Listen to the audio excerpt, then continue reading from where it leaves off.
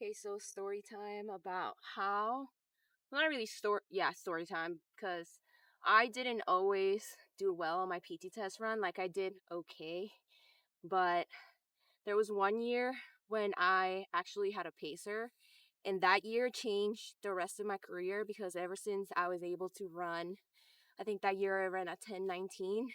I realized that I am capable of running that fast if I train properly. So this may not work for everyone, but this worked for me, and it's worked for me for like 10 years now. And I got my credentials popping up here, here, here, here. Um, Ever since I started training this way, I've been able to run what I need to run in order to max out.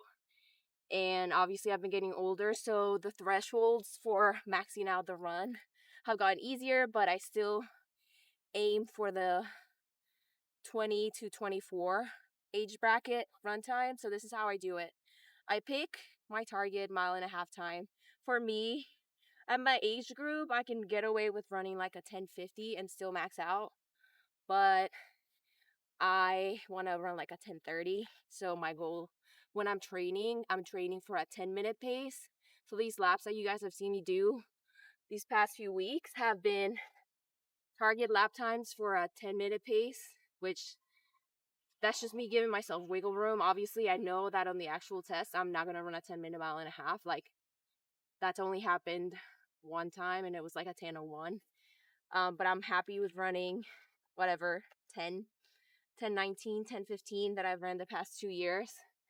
So once you have that target pace for whatever you want to run, subtract 30 seconds, and that's your new target pace. Then map out how much the laps are supposed to be and give yourself, if you're older like me, give yourself at least 3 months of training because you don't want to injure yourself and you don't want to go too hard. So I would start out when I started this. I was a little late this year because I came back from deployment and I was doing other things, so not prioritizing my running, which is bad on me, but I learned my lesson.